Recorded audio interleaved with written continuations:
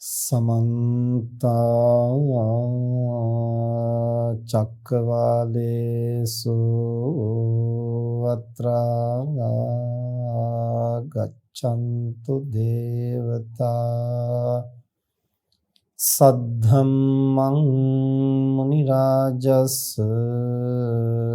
सुनन्तो सग्गमोक्खदं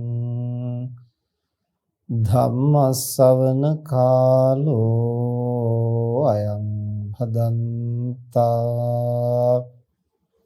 ධම්මස්සවන කාලෝ අයං භදන්තා ධම්මස්සවන කාලෝ අයං භදන්තා නමෝ තස් භගවතෝ අරහතෝ සම්මා සම්බුද්දස්ස නමෝ තස් භගවතෝ අරහතෝ සම්මා සම්බුද්දස්ස නමෝ තස් භගවතෝ අරහතෝ සම්මා සම්බුද්දස්ස නාහං භික්ඛවේ අඤ්ඤං ඒක ධම්මංපි සමනුපස්සාමි යේන අනුප්පන්නාච කුසලා ධම්මා uppajjanti uppannāca akusala dhamma parihayanti yathaidang bhikkave santutte santuttassa bhikkave anuppannāceva kusala dhamma uppajjanti uppannāca akusala dhamma parihayanti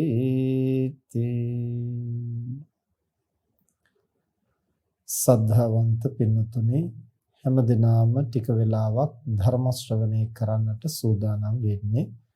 අද ධර්ම දේශනාවෙහි දායකත්වයේ දරන්නේ ඕස්ට්‍රේලියාවේ පදිංචිව සිටින ඉසංක අමරසේකර මහත්මයා, ඒ වගේම උදේශිකා අමරසේකර මහත්මිය සහ ශ්‍රී ලංකාවේ පදිංචිව සිටින උමානී අමරසේකර සහෝදරිය ඉන්ද්‍රාණී රූපසිංහ මෞතුමිය ඇතුළු පවුලේ පින්වත් පිරිස විසින් විශේෂයෙන්ම නොවැම්බර් මාස 12 වැනි දිනට උපන් දිනයේ සමරන උමිර සොහාන් පුතණුවන්ට සහ උදේශිකා අමරසේකර මහත්මියට ආශිර්වාද කරමින් ඉසංක අමරසේකර මහත්මයා, තිනේෂා අමරසේකර දියණිය ඇතුළු සෑම දිනාටම නිදුක් නිරෝගී සුවය ප්‍රාර්ථනා කරමින් සුජීවත්ව සිටින ආදරණීය මව්පියන්, සහෝදරිය, කිරියම්මා ඇතුළු සියලුම දෙනාට ආශිර්වාද කරමින් අද දවසේ මේ පින්කම සිදු කරන බව සිහිපත් කරලා තියෙනවා. විශේෂයෙන්ම ඉසංක මහත්මයා අපට ආරාධනා කරන්නට යෙදුනේ විදේශ රටක කාර්ය බහුලව දූ දරුවන්ගේ කටයුතු, රැකී ආරක්ෂා කටයුතු සිදු කරමින් ගත කරන මේ කාර්ය බහුල ජීවිතයේ කොහොමද සිහිය පිහිටුවාගෙන ධර්මානුධර්ම ප්‍රතිපත්තියෙහි ආර්ය අෂ්ටාංග මාර්ගයේහි ගමන් කරමින් නිර්වාණ මාර්ගයේ ප්‍රගුණ කරන්නේ කොහොමද? ඒ සඳහා ප්‍රයෝජනවත් වෙන, උපකාරවත් වෙන ධර්ම දේශනාවක් අද දවසේ සිද්ධ කරන හැටියට. ඒ සඳහා අපි අද මාතෘකා කරන්නට යෙදුනේ බුදුරජාණන් වහන්සේ විසින් දේශනා කරන ලද ඊටාම වටිනා සූත්‍ර දේශනාවක් අංගුත්තර නිකායේ ඒකක නිපාතේහි සඳහන් වෙන. බුදුරජාණන් වහන්සේ දේශනා කරනවා නාහං භික්කවේ අඤ්ඤං ඒක ධම්මංපි සමනුපස්සාමි යේන අනුප්පන්නාවා කුසලා ධම්මා uppajjanti uppannāvā akusala ධම්මා පරිහායත්. මහණෙනි, යම්කිසි ධර්මයක් ප්‍රගුණ කළාම එයින් කුසල් දහම් වැඩෙනවා නම් අකුසල් දහම් පරිහානියටපත් වෙනවා නම් මේ සතුට තරම් ඒ සඳහා උපකාර වෙන තවත් ධර්මයක් මම දකින්නේ නැහැ. මහණෙනි, සතුටින් ඉන්න තැනැත්තාට නූපන්නා වූ කුසල් දහම් උපදිනවා, උපන්නා වූ අකුසල් දහම් පිරිහීමට පත් වෙනවයි කියලා බුදුරජාණන් වහන්සේ දේශනා කළා. ඒ නිසා ධර්ම දේශනාවේදී අපි පැහැදිලි කර දෙන්නට බලාපොරොත්තු වෙන්නේ සතුට කොයි ආකාරයෙන්ද අපට ಗುಣධම් වඩන්නට උපකාර වෙන්නේ. අපි ජීවත් වෙන්නේ පිට රටක වුණත්, ලංකාවේ වුණත්, කාර්ය බහුල වුණත්, ඒ වගේම විවේකීව කටයුතු කළා වුණත්, මේ කවර අවස්ථාවකට අපි මුහුණ දුන්නා වුණත් ඒ අවස්ථාවල අපි කොහොමද සතුට පවත්වාගෙන අකුසල් දහම් දුරු කරමින් කුසල් දහම් වඩමින් නිර්වාණගාමිනී ප්‍රතිපදාව පුරුදු පුහුණු කරන්නේ. ඒ සඳහා සන්තුෂ්ටිය අපට කොයිතරම් උපකාරක ධර්මයක් වෙනවද කියන කාරණා. සතුටයි කියලා කියනකොට අපි හුඟා දෙනෙකුට ඒක 아무තු දෙයක් නෙමෙයි. හැමදෙනාම පාහේ ජීවිතේ සතුට සුවය අපේක්ෂාවෙන් තමයි ජීවිතේ සෑම දෙයක්ම කරන්නට උත්සාහ කරන්නේ. පුංචි කාලේ ඉඳලා අපි ඉගෙන ගන්නේ, ඒ වගේම රැකී ආරක්ෂා කරන්නේ, සමහර කෙනෙක් ලංකාවේ බැරි නම් විදේශගත වෙලා මිල මුදල් හම්බ කරන්න උත්සාහ කරන්නේ, ඒ වගේම විවාහ වෙන්නේ, දූ දරුවන් හදන්නේ, ගෙවල් දොරවල් හදන්නේ, යාන වාහන ගන්නේ, ඉඩකඩම් ගන්නේ, මේ හැම දෙයක්ම අපි කරන්නේ සුවෙන් සහ සතුටින් ජීවත් වෙන්න. නමුත් ලෝකේ බොහෝ දෙනා සුවය සහ සතුට හැටියට හඳුනා ගන්නෙම මේ සාමිස සුවය සහ සාමිස සතුට පමණයි. ඒ කියන්නේ ඉන්ද්‍රිය පිනවීම තුලින් ලබන්නා වූ සන්තුෂ්ටිය. ඉන්ද්‍රිය පිනවීම තුලින් ඇතිවෙන්නා වූ කායික සැපය. ඒක තමයි බොහෝ දෙනා සතුට සැපය කිව්වහම අපේක්ෂා කරන්නේ.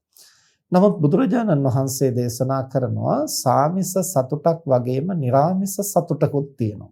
සාමිස සැපයක් වගේම නිරාමිස සැපයකුත් තියෙනවා. අන්නේ දෙපසම ගැන අපට යම්කිසි වැටහීමක් තිබුණොත් අපට කායිකව සතුටින් සුවෙන් ජීවත් වෙන්නටත් පුළුවන්, මානසිකව සතුටින් සුවෙන් ජීවත් වෙන්නටත් පුළුවන්. දැන් විශේෂයෙන්ම ඉසංක මහත්මයා අපිට මේ ධර්මදේශනාව සඳහා ආරාධනා කරද්දී සිහිපත් කළේ හාමුදුරුවනේ අපි ඉතින් නොඑක් දේවල් කරමින් ජීවිතේ යම්කිසි සැනසීමක් හොයන්න උත්සාහ කරනවා. ඉතින් ඒවත් එක්කලා කාර්ය බහුල වෙනවා. නමුත් අවසානයේ ඒවයිනොත් අමුත්තක් ජීවිතේ සිද්ධ වෙනවා කියලා පෙනෙන්නේ නැහැ. ඉතින් මේක තමයි අපේ ජීවිතයේ යථාර්ථය. අපි හිතනවා ඉගෙන ගත්තන් පස්සේ දැන් අපි හිතමුකෝ කුඩා කාලේ ශිෂ්‍යත්ව විභාගයට පෙනී සිටින්නට සූදානම් වෙනකොට දරුවෝ කල්පනා කරන්නේ මේක පාස් කරගත්තොත් නම් ඔක්කොම හරි කියලා. ඉතින් ඒක පාස් වුණාට පස්සේ සතුටක් ඇති වෙනවා. හැබැයි ඊට පස්සේ ටික දවසක් යනකොට ඒකෙන් ජීවිතේ සියල්ල සම්පූර්ණ වෙලා නැහැ. ඒක තව එකක් පමණයි. ඊට පස්සේ ජීවිතේ ඊට එහා තව ඉලක්කයක් එක්ක අපිට කටයුතු කරන්න සිද්ධ වෙනවා. ඊට පස්සේ අපි හිතනවා එහෙමනම් අපිට සාමාන්‍ය පෙළ විභාගය සමත් වුණයින් පස්සේ නම් ගොඩක් අපිට ජීවිතේ ලොකු ජයග්‍රහණයක් ලැබෙනවා කියලා. ඒ විභාගයේ කිට්ටු වෙනකොට ඒකට සූදානම් වෙනවා. ඒක තමයි ජීවිතේ එකම පරමාර්ථය වගේ හිතාගෙන. ඉතින් ඊට පස්සේ ඒක සමත් වුණාට පස්සේ අපිට සතුටක් ඇති වෙනවා. හැබැයි ඊට පස්සේ අපිට දැනෙනවා ඊට වඩා ලොකු අභියෝගයක් තව ඉදිරියට ආයේ අපිට මතුවෙනවා. ඒතර උසස් පෙළ විභාගේ සමත් කරගත්තොත් නම් කොහොම හරි අපිට විශ්වවිද්‍යාලයකට යන්න පුළුවන්. එතකොට නම් ලොකු දෙයක්. එහෙම නැත්නම් ලංකාවේ බැරි වුණොත් අපිට විදේශ රටක හරි විශ්වවිද්‍යාලයකට යන්න පුළුවන්. විශ්වවිද්‍යාල අධ්‍යාපනය ලබන්න පුළුවන්. ඉතින් මේ සිහිනයත් එක්ක කටයුතු කරනකොට ජීවිතේ එකම පරමාර්ථය, එකම සතුට සුවය ලැබෙන්නේ ඒ කාර්ය කරගත්තොත් වගේ අපිට හැඟෙනවා. ඉතින් ඒක සම්පූර්ණ වුණාට පස්සේ අපිට සතුටක් සහ සුවයක් තියෙනවා. නමුත් ඊට පස්සේ ඊට වඩා ජීවිතේ බැරෑරුම් තත්වයකට අපිට මුහුණ දෙන්න සිද්ධ වෙනවා. මේ විදිහට අධ්‍යාපන කටයුතු යම් ප්‍රමාණයකට සිද්ධ කරගත්තාම ඊළඟට අභියෝගය වෙන්නේ ජීවිතේ හොඳ රැකියාවක් හොයාගන්න. එතකොට තමන් ඉන්න රටේ බැරි නම් පිට රටකට ගිහිල්ලා හරි සල්ලි ටිකක් හම්බ කරගන්න ඕන කියලා. එතකොට විදේශ රටකට යන්න ලැබුණොත්, හොඳ රැකියාවක් ලැබුණොත් අපිට ජීවිතයේ සියලු පරමාර්ථ ඉටුණා වගේ ලොකු සන්තුෂ්ටියක් දැනෙනවා. හැබැයි එහෙම දැනුණා වුණාට ඊට පස්සේ ටික කාලයක් යනකොට ලංකාවේ හිටියට වඩා වැඩි මුදලක් හම්බ කරනවා තමයි. ලංකාවේ රුපියල් වලින් එහෙ ඩොලර් වලින් හම්බ කරනවා වෙන්න පුළුවන්. හැබැයි ටික කාලයක් යනකොට අපිට දැනෙන්න ගන්නවා ඩොලර් වලින් හම්බ කළාට අපිට වියදම් කරන්න වෙන්නේ ඩොලර් වලින්ම තමයි. ඒ වගේම අපි ජීවත් වෙන්නේ ලංකාවේද ඕස්ට්‍රේලියාවේද එංගලන්තේද එහෙම නැත්නම් ඇමරිකාවේද ඒ අපි ඉන්න තැන නෙමෙයි වැදගත් වෙන්නේ ඊට පස්සේ අපිට ජීවිතේ මුහුණ දෙන්නට වෙන අවශේෂ ප්‍රශ්න ගැටලු අභියෝග ඒ සියල්ලක්ම අවසානයේ ඉන්න තැන ඉන්න භූමිය මොකද්ද කියලා අපිට සිහි කර කර ඒව ගැන සතුටු වෙන්න වෙලාවක් නැහැ. හම්බ කරන්නේ රුපියල් වලින්ද ඩොලර් වලින්ද කියලා අපිට හිතා සතුටු වෙන්න වෙලාවක් නැහැ. ලංකාවේ හිටියත් වෙනත් රටක හිටියත් හම්බ කරන්නේ රුපියල් වලින් උනත් වෙනත් සම්මත මුදල් ක්‍රමයකින් උනත් අපි හැම කෙනෙකුටම එකම විදිහේ ජීවන අභියෝග ටිකක් ගැටලු ටිකකට මුහුණ දෙන්නට සිද්ධ වෙනවා. දරුවන්ගේ අවශ්‍යතා, බිරිඳගේ අවශ්‍යතා, පවුලේ අවශ්‍යතා, රැකී ආරක්ෂා අවශ්‍යතා, ඊළඟට ගේ දොර, ඉඩකඩම්, යාන වාහන, ඊළඟට රජයට ගෙවන්නට තියෙන බදු මුදල් මේ විදිහට ඊළඟට ලෙඩ දුක් ඒවට ප්‍රතිකාර මෙබඳු ගැටලු සමූහයක් අපේ ජීවිතේ හැම කෙනෙකුටම අත්දකින්නට අත්විඳින්නට සිද්ධ වෙනවා. එතකොට මේ අභියෝග වලට මුහුණ දීමේදී අපි ඉන්නේ ලංකාවේද වෙනත් රටකද අපි හම්බ කරන්න මුදල් ඒකකය මොකද්ද කරන රැකියාව මොකද්ද කියන ඒවා නෙමෙයි වැදගත් වෙන්නේ. ඔය හැම දෙයකටම අපි කොහොමද ප්‍රතිචාර දක්වන්නේ කියන කාරණේයි වඩා වැදගත් වෙන්නේ. ඉතින් එතකොට අවසානයේ අර මුලදී අපි මේ විභාගේ සමත් වුණොත් නම් හරි මේ රස්සාව හම්බ වුණොත් නම් හරි විදේශ රටකට යන්න ලැබුණොත් නම් හරි මේ විවාහය කරගන්න ලැබුණොත් නම් හරි දරුවෙක් ලැබුණොත් නම් හරි අපිට ඒ අභියෝග ඉදිරියේදී අපිට පෙනෙන්නේ ඒක ජයගත්තොත් ජීවිතයේ සියල්ලක්ම සම්පූර්ණ වෙනවා වගේ තමයි අපිට පෙනෙන්නේ. හැබැයි මේ අභියෝගේ ජයගත්තට පස්සේ අපිට ටික කාලයක් යනකොට දැනෙනවා ඒක ජීවිතේ තවත් එකක් විතරයි.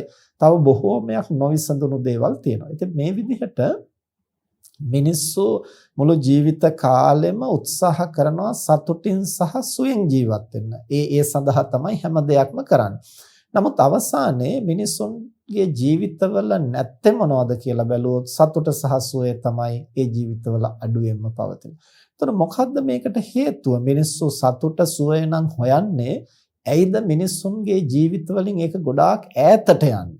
ඉතින් මේ ගැන ටිකක් ධර්මානුකූලව අපි හිතලා බැලුවොත් අපිට පෙනෙන ප්‍රධාන හේතුව තමයි ඒ සතුට සුවය කියලා එක පැත්තක් විතරයි ලෝකේ බොහෝ දෙනා දකින්නේ. එතකොට ඉන්ද්‍රිය පිනවීම නිසා කායිකව ලබන සතුට එහෙම නැත්නම් ඒක ධර්මයේ හඳුන්වන්නේ සාමිස සතුට කියලා. සාමිස සතුට සහ සාමිස සුවය. සාමිස සතුටයි කියලා කියන්නේ මේ පංචේන්ද්‍රයන්ට ලැබෙන අරමුණු ඔස්සේ අපි සන්තුෂ්ටියටපත් වෙනවා. ඒ පංචේන්ද්‍රයන් පිනවීම නිසා අපි සුවෙන් ඉන්නට උත්සාහ කරනවා. එතකොට මේක තමයි මුළු ජීවිතයම කියලා අපි හිතාගන්න. එතකොට ඒ පසින්දුරන්ට ගෝචර වෙන දේවල් ඒ විදිහට අපේක්ෂා කළ විදිහට ලැබෙනවා නම් ඒකත් එක්ක අපි මානසිකව සතුටු වෙනවා. දැන් මානසික සතුට ඇති වෙන කාරණා මොනවද කියලා බැලුවොත් අපි අපේක්ෂා කරන අරමුණු ඉටුවීම, බලාපොරොත්තු සඵල වීම, කැමති විදිහට දේවල් ලැබීම මේවත් එක්කලා තමයි අපිට මානසික සන්තුෂ්ටිය ලැබෙන්නේ. එතකොට අවසානයේ බැලුවෙන් පස්සේ ඒකත් සාමිසව තමයි සිද්ධ වෙලා තියෙන්නේ. අර පසින්දුරන්ට ගෝචර වෙන දේවල්, අපි කැමති වෙන දේවල් ලැබීම නිසා තෘෂ්ණා මූලිකව ලබන සන්තුෂ්ටිය. තෘෂ්ණා මූලිකව ලබන සුවයක් තමයි අවසානයේ අපිට අපි අපේක්ෂා කරලා තියෙන්නේ. ඉතින් බුදුරජාණන් වහන්සේ දේශනා කරනවා ඒ තෘෂ්ණාව මුල් කොටගෙන ලබන සතුටත් සතුටක් තමයි. ඒ ලබන සුවයත් සුවයක් තමයි.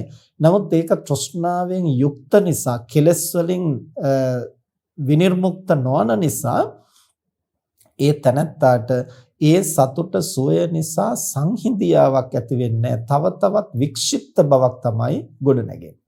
ඒක හරියටම කියනවා නම් දැන් කුෂ්ඨ රෝගයක් තියෙන කෙනෙකුට ඒ කුෂ්ඨයේ විටින් විට කැසීම් ඇති වෙනවා. එතකොට කසනකොට අපිට හොඳට අත දිගෑරලා නිදහසේ කසන්න පුළුවන් නම් ලොකු සුවයක්, ලොකු සතුටක් දැනෙනවා. එතකොට එතන සතුටකුත් තියෙනවා. දැන් අපි හිතමු කහනකොට කහන්න එපා කියලා අතපය ගැට ගහලා තිබ්බොත් එහෙම නැත්නම් වෙද මහත්තයා කිව්වොත්, දොස්තර මහත්තයා කිව්වොත් කහන වෙලාවට කහන්න එපා. එතකොට ඔක වැඩි වෙනවා කියලා අපිට ඒකට බාධා පමුණුවනවා නම් අපිට නිදහසේ කහන්න බැරි නම් අපිට සතුටක් නැහැ. ඒ වගේම ඒ කහනකොට ඇති වෙන සුවයත් අපිට එතන නැහැ. හොඳට අතපය දිගෑරලා නිදහසේ කහන්න ලැබුණොත් අපිට සතුටක් තියෙනවා, සුවයක් තියෙනවා. හැබැයි ටික වෙලාවකින් අපිට දැනෙනවා අර නියපොතු වල විස සහ කැසීම නිසා ඇතිවෙච්ච පෑරීම නිසා තුවාල වීම නිසා අර කුෂ්ඨය වඩාත් ඔඩු දුවලා වර්ධනය වෙනවා. ඊට පස්සේ තත්ත්වය වඩාත් බරපතල වෙනවා. එතකොට ඒ වෙලාවට අපිට සුවයක් සතුටක් තියනවා වගේ දැනෙනවා. ඒක බොරුවකුත් නෙමෙයි. ඒක සත්‍යයක්. නමුත් ඒකත් එක්කලා ප්‍රශ්නේ ඔඩු දුවලා ඊට වඩා බරපතල තත්වයකට අපිට මුහුණ දෙන්නට සිද්ධ වෙනවා. අන්න ඒ වගේ බුදුරජාණන් වහන්සේ දේශනා කරනවා මේ කායිකව ඉන්ද්‍රිය පිනවීම තුළ පසින්දුරන්ට ගෝචර වෙන කැමැති වෙන ආරම්මන ලැබීම තුළ සතුටක් නැත්තේ නැහැ. එතන ආස්වාදයක් තියෙනවා, එතන සුවයක් තියෙනවා. හැබැයි ඒ සුවය හැම විටම කෙලෙස් එක්ක බද්ධ වෙලා පවතින නිසා, තෘෂ්ණා මූලිකව පවතින නිසා එතන මහත් වූ දාහයක් හටගන්නවා. එතකොට ඒ 10ත් එක්කලා ඒ සම්පත් ලබන්න ඒ සැපේ ලබන්න ඒ සුවය ලබන්න ඊට පස්සේ අර කුෂ්ඨය කැසුවහම වඩාත් ඔඩු දුවලා ඒක බරපතල තත්ත්වයටපත් වෙනවා වගේ අපි කැමති වෙන සම්පත් ලැබුණහම මේ ඉන්ද්‍රියන් තෘප්තිමත් වෙලා සංහිඳීමටපත් වෙන්නේ නැහැ. ඒවාෙහි උත්තේජනය වැඩි වෙලා තව ඊටත් වඩා වැඩි දෙයක් අපේක්ෂා කරන තත්ත්වෙට අපේ මනසෙහි තෘෂ්ණාව වර්ධනය වෙනවා. කෙලෙස් වර්ධනය වෙනවා. එතකොට අපේ ජීවිතයේ අපේක්ෂා ඊට වඩා පුළුල් වෙනවා. දැන් මුලදී පොඩි දෙයක් ලැබුණාම සතුටු වෙන තැනැත්තා ඊට පස්සේ ඒ දෙයින් සතුටු වෙන්නේ නැහැ. ඒක ඊට වඩා බහුල විදිහට ඒක ධර්මයේ හඳුන්වනවා අත්‍රිච්ඡතාවයයි කියලා. අත්‍රිච්ඡතාවය කියලා කියන්නේ මුලින් යමක් ලැබෙනකොට ඊට පස්සේ ඊට වඩා හොඳ දෙයක්, ඊට වඩා ප්‍රණීත දෙයක්. මුලදී අපිට පුත්සයිකලයක් ලැබුණා වුණත් අපි සතුටු වෙනවා. හැබැයි ඊට පස්සේ අපිට ඒක නෙමෙයි, අපිට මෝටර් සයිකලයක් ලැබෙන්න ඕන. එතකොට තමයි සතුට. අර පුත්සයිකලෙන් අපි සතුටු වෙන්නේ නැහැ ඊට පස්සේ. එතකොට මෝටර් සයිකලයක් ලැබුණාට පස්සේ ඒකෙන් සතුටු වෙන්නේ අඩුතරමින් අපිට කාර් එකක් නැත්තම් ත්‍රිරෝද රථයක්වත් තියෙන්න ඕන කියලා තමයි අපි හිතන්නේ. ඒතර කාර් එකක් ලැබුණාම ඒකෙන් සතුටු වෙනවා. ඊට පස්සේ අපි කල්පනා කරනවා මීට වඩා හොඳ සමාජයේ පිළිගත්තු යම්කිසි ආයතනයකින් නිර්මාණය කරපු වාහනයක් අපිට තියෙන්නට ඕන, කාර් එකක් අපිට තියෙන්නට ඕන කියලා. මේ විදිහට ඒ Tamanගේ අපේක්ෂාව ඉටු වෙනකොට සතුටක් ලැබෙනවා. නමුත් ඒකත් එක්කලා ටිකකින් අපිට දැනෙන්න ගන්නවා ඊට වඩා යමක් අපේක්ෂා කරන, ඒ අපේක්ෂා පුළුල් වුණු, තෘෂ්ණාව වැඩි වුණු, දාහය වැඩි වුණු තත්වයක් ඒකත් එක්කලා නිර්මාණය වෙනවා. එතකොට මේක තමයි සාමිස සතුටෙහි ස්වභාවය, සාමිස සැපෙහි ස්වභාවය. එතකොට අපිට එතන සැපයක් නැහැ කියන්න බෑ, සුවයක් නැහැ කියන්න බෑ. හැබැයි ඒකත් එක්කලා අර ගින්දරට දර එකතු කරනකොට ගින්න එන්න පැතිරෙන්න වගේ, වැඩි වෙන්න වගේ අපේ රුචිකත්වයන්, අපේ බලාපොරොත්තු, අපේ අපේක්ෂාවන්, අපේ තෘප්තිමත් වෙන සීමාවන් වඩා පුළුල් වෙනවා. ඒ පුළුල් වෙනකොට අපිට වෙනදා ඉපයුවාට වඩා වැඩිපුර උපයන්නට සිද්ධ වෙනවා. වෙනදා බලාපොරොත්තු වුණාට වඩා ලං කරගත්තට වඩා වැඩිපුර දේවල් ලං කරගන්නට සිද්ධ වෙනවා. එතකොට ටිකකින් අපි සෑහීමටපත් වෙන්නේ නැහැ. අනේ විදිහට අත්‍රිච්ඡතාවයෙන් අපේ මනස වඩාත් අපේ සීමා මායින් පුළුල් වෙනවා. එතකොට ලද දෙයින් සතුටු වෙනවා කියන තැනක අපට රැඳෙන්නට බැරි වෙනවා. ඊළඟට මහිච්ඡතාවය කියලා කියන්නේ ලද දෙයින් සතුටු වෙන්නේ තවත් ඕන එකම දේ වුණත් 2ක් 3ක් 4ක් 5ක්. එතකොට ඒන් සෑහීමටපත් වෙන්නේ නැහැ, තවත් අපේක්ෂා කරනවා. දැන් මේ ලෝකේ යාචකයෙකුට අපි රුපියලක් දුන්නොත් ඒ මිනිස්සයා ඒකෙන් සතුටු වෙන්නට පුළුවන්. හැබැයි ඊට පස්සේ ටික දවසක් යනකොට ඔහු රුපියලකින් සෑහීමටපත් වෙන්නේ නැහැ. දැන් සමහර වෙලාවට භික්ෂුන් වහන්සේලා හැටියට අපට එහෙම අත්දැකීම් ලැබෙනවා අඩුයි. නමුත් සමහර ගිහි අයට එහෙම අත්දැකීම් තියෙනවා. ඒ විදිහට සුළු වටිනාකමක් ඇති කාසියක් දුන්නොත් සමහර යාචකයින් එකෙන්ම දමා ගන්න අවස්ථා තියෙනවා. මේකෙන් පුළුවන් ද ජීවත් වෙන්න, මේක මොකටද කියලා ඊට වඩා වැඩි දෙයක් වුණ අපේක්ෂා කරනවා. එතකොට අනුන්ගෙන් ඉල්ලාගෙන යැපෙනවා වුණාට ඔවුන්වත් සෑහීමටපත් වෙන්නේ නැහැ. ඒ සුළු දෙයකින් ඊට පස්සේ ඊට වැඩි දෙයක් ඔවුන්ගේ මනසින් අපේක්ෂා කරනවා. එතකොට අපි ලෝකයේ තුල දේවල් උපයනකොටත් අපිට නොදැනුවත්වම මේ ගැටලුව, මේ අර්බුදය මතුවෙනවා. එතකොට අපිට හිතෙන්නේ ඒ අපේක්ෂා කරන දේ ලැබුණහම, ඒක ලං කරගත්තාම ප්‍රශ්න ඉවර වෙයි. එතකොට අපිට සැනසීමෙන්, සෑහීමටපත් වෙලා සන්තුෂ්ටියෙන් සුවපත්ව ඉන්න පුළුවන් වේවි කියලා තමයි අපි හිතන්නේ.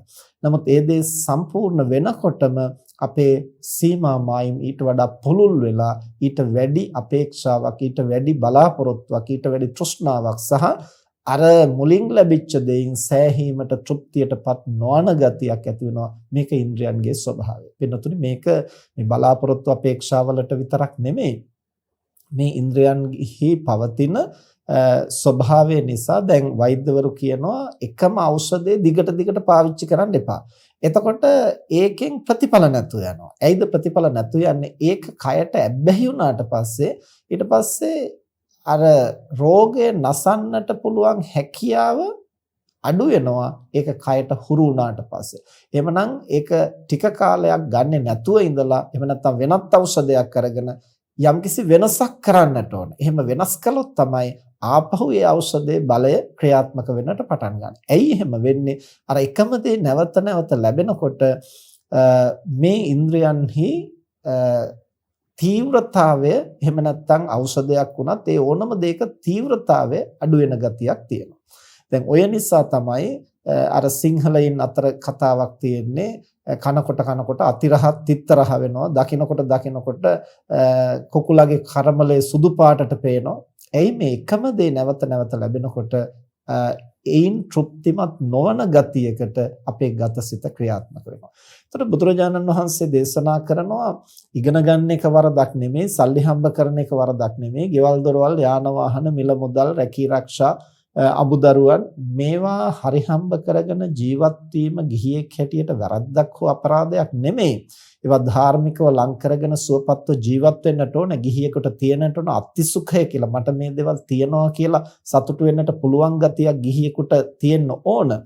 නමුත් ගැටලුව තියෙන්නේ හුදෙක් හැඟීම් වලට පමණක් වහල් වෙලා ඉන්ද්‍රිය පිනවීමෙන් පමණක් ඒ කායික තෘප්තිමත් බවින් කායික මානසික තෘෂ්ණා මූලිකව ලබන සුවයෙන් පමණක් මේ සතුට සැනසීම පූර්ණ වෙන්නේ නැහැ. එතකොට හැම විටම අඩුවක් 10ක් යම්කිසි ඌනතාවයක් අපේ මනසට දැනෙන්නට ගන්නවා. ඒ නිසා තමයි බුදුරජාණන් වහන්සේ දේශනා කරන්නේ ඌනෝ ලෝකෝ අතිත්තෝ තණ්හා දාසෝ. මේ ලෝකේ හැමදෙනාම ප්‍රතඥ සත්වයෝ ඌනෝ නිතරම ඌන භාවයකින් ඉන්නේ. හැමතිස්සෙම මොකක් හරි අඩුවක් තියනවා ජීවිතේ. ඒක අඩුයි මේක අඩුයි. කොයි වෙලාවකවත් තෘප්තිමත් වෙලා නැහැ. ඌනෝ ලෝකෝ අතිත්තෝ අතෘප්ති කරයි. තණ්හා දාසෝ. එයිද එහෙම වෙන්නේ? තෘෂ්ණාවට දාසයින් බවට පත් වෙලා හැඟීම් වලට වහල් වෙලා. එතකොට ඒ තණ්හා දාස භාවයෙන් හැඟීම් වලට වහල් වීමෙන් සාමිස සෝය සාමිස සතුටම සොයාගෙන යන ලෝකයා කවදාවත් සෑහීමට තෘප්තිමත් භාවයට සැනසීමටපත් වෙන්නේ නැහැ. ඒ නිසා බුදුරජාණන් වහන්සේ දේශනා කරන්නේ මේ භෞතික ලෝකය අතහරින්නට කියලා නෙමෙයි. ඒ සාමිස සතුට සාමිස සුවය නොසොයා බැහැර කරන්නට කියලා නෙමෙයි. එහෙම කරන්නට පුළුවන් බවක් ගිහි ලෝකේ ඇත්තේ නැහැ. ඒතකොට පැවිද්දටපත් වෙනවා නම් ඒ කාමයන්ගෙන් බැහැර වෙලා ඒක වෙනම ජීවිතයක්. හැබැයි ගිහියෙක් හැටියට ඉන්නකොට ඉගෙන ගන්නට ඕන, රැකී ආරක්ෂා කරන්නට ඕන, සල්ලි හම්බ කරන්නට ඕන, උපයන්නට ඕන, ගෙවල් දොරවල් හදන්න ඕන, ඉඩකඩම් ගන්නට ඕන, ව්‍යාපාර ආරම්භ කරන්න ඕන, විවාහ වෙන්න ඕන, දරුවෝ හදන්න ඕන. මේ හැම දෙයක්ම කරන්න ඕන. නමුත් මේවා කරන්නේ කුමක් සඳහාද? මෙන්න මෙතන තමයි තියෙන ගැටලුව මතුවෙන්නේ. ඒවාහි මූලික පරමාර්ථය හඳුනා ගන්න නැති වෙනකොට අපට අවශ්‍යතාවය කුමක්ද කියලා අමතක වෙලා ගිහිල්ලා අර හැඟීම් වල පමණක් පැටලෙනවා. එහෙම වුණොත් කවමදාකවත් ඒ ජීවිතය සෑහීමට සැනසීමටපත් වෙන ජීවිතයක් නෙමෙයි. ඒ නිසා බුදුරජාණන් වහන්සේ දේශනා කරන පඤ්ඤාය තිත්තිනං සෙට්ඨං තෘප්තිමත් වීම අතර ප්‍රඥාවෙන් තෘප්තිමත් වීම තමයි වඩා ශ්‍රේෂ්ඨ. දැන් ලෝකයා තෘප්තිමත් වෙන්න හදන්නේ ඒක භුක්ති විඳලා ඉන්ද්‍රයන්ට ඇති වෙනකොට තමයි තෘප්තිමත් වෙන්න උත්සාහ කරන්නේ. එතකොට ගතටත් දේවල් ඇති වෙනවා ටිකක් වෙලා යනකොට සිතටත් ඇති වෙනවා. කැමැතිම රූපේ නැවත නැවත පෙනෙනකොට අපේ ඇහත් වෙහෙසටපත් වෙනවා, සිතත් වෙහෙසටපත් වෙනවා. කැමැතිම රසය නැවත නැවත කනකොට දිවත් වෙහෙසටපත් වෙනවා, මනසත් වෙහෙසටපත් වෙනවා. එතකොට අපිට දැනෙන්න ගන්නවා දැන් මට මේවා හොඳටම ඇති කියලා. දැන් ඔය සමහරු හුඟක් ජීවිතයේ සැප විඳිනකොට ඒගොල්ලන්ට කලකදී දැනෙන්නට ගන්නවා මේකක්වත් වැඩක් නැහැ, කිසි තේරුමක් නැහැ, මේ ඔක්කොම අතහැරලා දාලා හුදකලා වෙන්නට ඕන, භාවනා කරන්න ඕන, නිවන් දකින්න ඕන, මහාන වෙන්න ඕන. ඔහොම නෛෂ්ක්‍රම්‍ය සංකල්පනා ඒගොල්ලන්ට පහළ වෙනවා. හැබැයි එහෙම පහළ වෙලා අර හැම දෙයක්ම අතහැරලා අවුරුද්දක් හමාරක් ඒවයින් බැහැර වෙලා ඉන්නකොට ඔන්න ආපහු අර අතහැරපු දේවල් විවිධ පැති වලින් ඕන වෙනවා. එතකොට ඕන වුණාට දැන් අර අතහැරපු දේ ආපහු ගන්න බෑ. එතකොට ලෝකයා hina වෙන නිසා ඊට පස්සේ වෙන පැති වලින් දැන් අපි හිතමුකෝ අර විදිහට අමුදරුවොත් පැත්තකින් තියලා රැකී ආරක්ෂාත් පැත්තකින් තියලා ගේ දොර ඉඩ කඩම් ඔක්කොම අනිත් අයට දීලා පැවිදි වෙනවා. පැවිදි වෙලා ටික කාලයක් හුදකලාව දැන් අර ගිහි ජීවිතයෙන් අයින් වුණාට පස්සේ ලොකු සුවයක්, ලොකු සතුටක්, සැපයක් ගතට සිතට දැනෙන්න ගන්නවා. හැබැයි ටික කාලයක් යනකොට ආපහු ඒ ඉන්න පන්සල තමන්ගේ කරගන්න, එතන ආධිපත්‍ය ගන්න, ඊට පස්සේ ගෝල බාලයෝ හදාගෙන ඒගොල්ලන්ට අධිපතිකම් කරන්න, තමන්ට ගොඩක් ගෝලයෝ ඉන්නවා කියලා පෙන්වන්න, ඒයින් තෘප්තිමත් වෙන්න. එතන මේ විදිහේ වෙනත් පැති වලින් ආපහු අර ටිකම එකතු කරගන්න උත්සාහ කරනවා. එතන ගිහියෙක් හැටියට ගියදොර ඉඩ කඩම් ලබාගෙන ලැබපු තෘප්තිය, පන්සල සහ ඒ ඊට අදාළ සම්පත් ටික තමන්ගේ කරගෙන සතුටු වෙන්නට මනස උත්සාහවත් වෙනවා. ඊළඟට දරුවන් නිසා සතුටු වෙච්ච, තෘප්තිමත් වෙච්ච මනස ගෝල බාලයෝ නිසා සතුටු වෙන තැනට පැමිණෙන්නට උත්සාහ කරනවා. එතකොට රැකී ආරක්ෂා ව්‍යාපාර කරලා ලැබපු කීර්තිය වෙනත් ආකාරයකින් අර පන්සල පැවැත්වීමෙන් හරි එහෙම නැත්නම් වෙනත් විශේෂ මහජනයා ආකර්ෂණය වෙන වැඩක් පටන් අරගෙන විශේෂ කණ්ඩායමක් ගොඩනගාගෙන රටේ ප්‍රසිද්ධ වෙන්න, ලෝකේ ප්‍රසිද්ධ වෙන්න ඊට පස්සේ ඕනෑකමක් ඇති වෙනවා. දැන් බැලුවෙන් පස්සේ එතකොට මොකක්ද මෙතන සිද්ධ වෙලා තියෙන්නේ? එකම දේ සිද්ධ වෙලා තියෙන්නේ දෙවිදිහකට. ඇයිද එහෙනම් ඒතනත්තර මුලදී කාම සම්පත් අත්හැරියේ? පිනතුනේ ඒ අත්හරින්නේ සැබවින්ම ඒවැ නිස්සාරත්වයේ තේරුම් අරගෙන නෙමේ, දීර්ඝ කාලයක් එකම විදිහට සම්පත් භුක්ති විඳිනකොට හෙම්බත් වීමක් සිද්ධ වෙනවා. තෙහෙට්ටුවක් ඇති වෙනවා. ඒ තෙහෙට්ටුවත් එක්ක අපිට දැන් මේවා වැඩක් නෑ වගේ හැඟුණට ඒ යථාර්ථය අවබෝධ කරගෙන අත්හැරීමක් නෙමේ. එතන තියෙන්නේ තෙහෙට්ටු වීම නිසා, හෙම්බත් වීම නිසා, නැවත නැවත ලැබීම නිසා ඇතිවෙච්ච නීරස භාවයෙන් නිදහස් වෙන්නට ජීවිතේ වෙනසක් අපේක්ෂා කිරීම පමණයි. ඉතින් නමුත් ගොඩාක් දෙනා ඒවා ඊටාම උසස් නෛෂ්ක්‍රම්‍ය සංකල්පනා හැටියට හඳුනා ගන්නවා. සැබවින්ම එය නෛෂ්ක්‍රම්‍යයට ඕන නම් පරිවර්තනය කරන්න පුළුවන්, අවබෝධයෙන් කටයුතු කළොත්. නමුත් හුඟක් දෙනෙකුට ඒ බඳු නිවැරදි මාර්ගෝපදේශයක් ලැබෙන්නේ නැහැ. ඒ බඳු දහම් මගක් විවෘත වෙන්නේ නැහැ. ඒ බඳු නිසි ගුරුවරයෙක්, කල්යාණ මිත්‍රයෙක් හමු වෙන්නේ නැහැ. ඒ නිසා අර තමන්ගේ අදහසම ස්ථාවර කරගෙන එයම හැබැයි නෛෂ්ක්‍රම්‍යයි කියලා හිතාගෙන ඉන්නවා. ඊට පස්සේ කාලෙක වෙනත් ආකාරයකින් ඒ සම්පත් ලබන්නට වෑයම් කරනවා. ඊට පස්සේ ඉතින් කවුරු හරි කිව්වොත් එහෙම දැන් ඔබ වහන්සේ ඔය දැන් ගිහිල්ලා ආපහු ඒ ටිකම නේද අල්ලගෙන ඉන්නේ කියලා. නෑ අපි මේ බොහොම මදහත් මනසින් මේවා කරන්නේ, අනුන් වෙනුවෙන් මේවා කරන්නේ, අපි බැඳිලා නෙමෙයි මේවා කරන්නේ. එතකොට සිත නිදහස් කරගත්තු ඵලලාභී කෙනෙකුට මේවා පවත්වන්නට පුළුවන්, ඇලෙන්නේ නැතුව, බැඳෙන්නේ නැතුව නොඑක් කතන්දර කියන්න පුළුවන්. එතකොට මේකෙන් අපි අදහස් කරන්නේ ඵලලාභී කෙනෙකුට නිග්‍රහ කරන්නට නෙමෙයි. සැබෑවටම නිකලස් පුද්ගලයෙකුත් ලෝකේ දේවල් අසුරු කොටගෙන පවතිනවා. නමුත් ලෝකයේ රවට්ටමින් ලෝකයේ ඉදිරියේ තමන්ගේ ප්‍රතිරූපය ගොඩනගන්නට උත්සාහ කිරීම එකක්, යථාර්ථයේ තේරුම් අරගෙන සිත නිදහස් කර ගැනීම තවත් කාරණයක්. ඉතින් ඒ නිසා ගිහියෙක් හැටියට ජීවත් වෙනකොට මට දැන් මේවා එපා වෙලා තියෙන්නේ, ඇති වෙලා තියෙන්නේ කියලා ඒවා අතහැරලා දාලා කැලේ පනින්නට, මහාන වෙන්නට දඟලන එක නෙමෙයි. මහාන වෙන්නට ඕන නම් එහි අදහස, අර්ථය තේරුම් අරගෙන පැවිදි වීම ශ්‍රේෂ්ඨයි. ඒයින් යම් සාසනික මෙහෙවරක් කරන්න පුළුවන්. නමුත් අර ගිහි ජීවිතයේ ඇති වෙන හෙම්බත් වීම නිසා, තෙහෙට්ටුව නිසා යම් කිසි කෙනෙක් මහානකම තෝරා ගන්නවා නම්, හුදකලාව තෝරා ගන්නවා නම්, එතන තියෙන්නේ අර වෙනසක් අපේක්ෂා කිරීම පමණයි. ඒ නිසා බුදුරජාණන් වහන්සේ ගිහියෙකුට දේශනා කරන්නේ මේ ලෝකය අතහරින්න, මේවා නිස්සාරයි, මේවයින් බැහැර වෙන්න, ඒ නිසා ඉගෙන ගන්න එපා, රැකී ආරක්ෂා කරන්න එපා, විවාහ වෙන්න එපා, දරුවෝ හදන්න එපා. එහෙම දහමක් නෙවෙයි බුදුරජාණන් වහන්සේ දේශනා කරන්නේ. ඉගෙන ගන්නටත් ඕන, රැකී ආරක්ෂා කරන්නත් ඕන, මිල මුදල් හම්බ කරන්නත් ඕන, විදේශගත වෙන්න ඕන නම් එහි වරදකුත් නැහැ. විවාහ වෙන්නත් ඕන, දරුවෝ හදන්නත් ඕන, ව්‍යාපාර කරන්නත් ඕන. හැබැයි මේවා කුමක් සඳහාද කරන්නේ කියලා නුවණින් තේරුම් අරගෙන හැඟීම් වලට වහල් නොවි අවශ්‍යතාවය සහ හැඟීම වෙන් කරගන්නට අපි වෑයම් කරන්න ඕන.